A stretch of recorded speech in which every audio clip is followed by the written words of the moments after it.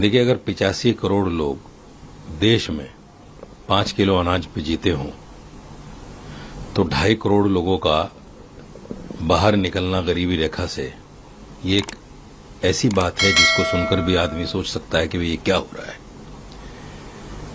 जहां लोग महंगाई से, बेरोजगारी से परेशान हों, मैं समझता हूं क्या डाटा उनको दिया गया है, क्या नहीं दिया गया है, वो तो वो जाने, लेकिन इतना जरूर है कि देश में महंगाई, बेरोजगारी चरम सीमा पर है। और हम तो ये मानते हैं कि अगर 85 करोड़ में से 1 करोड़ आदमी भी कम हो जाते, यानी 84 करोड़ रह जाते, तो हम समझते कि वो 1 करोड़ लोग गरीबी रेखा से नीचे ऊपर चले गए। यहां तो 85 युगे तो हैं, और भारतीय जनता पार्टी और सरकार इस पर फख्र करती है कि हम 85 करोड़ लोगों को 5 किलो अनाज दे रहे हैं। ये बहुत बड़ी बात है। तो कितने लोग निकले हैं, कितने नहीं निकले हैं, इससे साफ अंदाजा है। देखिए, जिन लोगों को जानकारी नहीं है, जिन्होंने संविधान नहीं पढ़ा, जो जानते नहीं है कि बाबा साहब ने, आपको याद होगा, आखिरी अपनी संविधान सभा के अंदर जो स्पीच दी थी,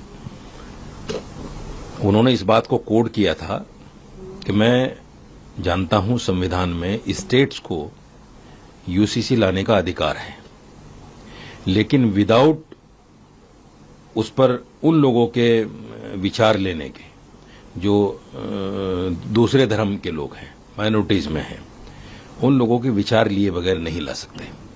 यानी इस पर जो है एक बाकायदा आपको जो है खुले तौर पर, खुले मंच से तमाम लोगों के ऑब्जर्वेशन लेने हैं कि भाई आप यूसीसी चाहते हैं कि नहीं चाहते हैं। यहां क्या हो रहा है, सिर्फ मुसलमान पर यूसीसी की बात कही जा रही है कि मुसलमान को सिर्फ परेशानी है। न जैन से पूछा जा रहा है, न सिखों से पूछा जा रहा है, न बुद्धिस्टों से पूछा जा रहा है, न यहूदियों से पूछा जा रहा है, न पारसियों से, यानी जितने भी अन्य धर्म है उनसे पूछा ही नहीं जा रहा है। ऐसा लग रहा है कि यूसीसी का विरोध मुसलमान ही कर रहा है। अरे भाई, दूसरे धर्म भी हैं, उनसे भी पूछो और सबकी राय लो। जितनी भी बड़ी ऑर्गेनाइजेशन है सब धर्मों में, उन तमाम की राय लेना जरूरी है। जब वो सब लोग मुत्तफिक हो जाएं इस बात पर कि हाँ यूसीसी आना चाहिए, तो ले आइए।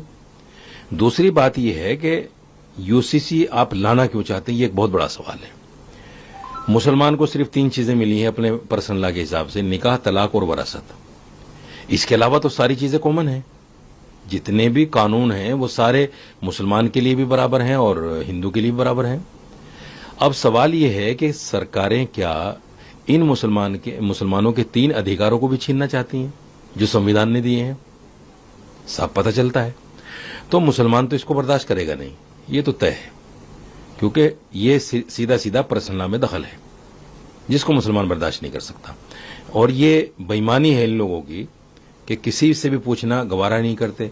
आप देखिए, उत्तराखंड में यूसीसी आ गया, किसी से कुछ नहीं पूछा। हालांकि बताते क्या है कि नहीं हमने पूछा, लोगों के ऑब्जर्वेशन आए। वो कैसे हैं कि अपने ही लोगों में चले गए, 100 में से 50 लोगों से पूछ लिया कि 50 लोगों ने ये बता दिया, और वो लोग अपने सारे। तो इसका क्या, कैसे पता चलेगा कि भाई कौन लोग हैं?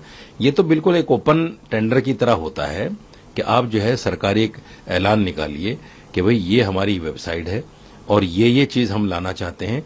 तमाम लोग इसमें बाकायदा पहले अवेयरनेस किया जाए लोगों को कि भाई हम यूसीसी के लिए आपसे राय मांग रहे हैं, आपको राय देनी है, और फिर वो ऐलान निकाला जाए। आपने चुपचाप एक ऐलान निकाल दिया, किसी को पता है, किसी को नहीं पता है। जिन आपके लोगों को पता था उन्होंने कह दिया हाँ आना चाहिए, आना चाहिए, आना चाहिए, और आपने कह दिया कि हमने तो मान लिया। तो ये जो सारा धोखेबाजी, बेईमानी हो रही है, ये देश में नहीं चलती।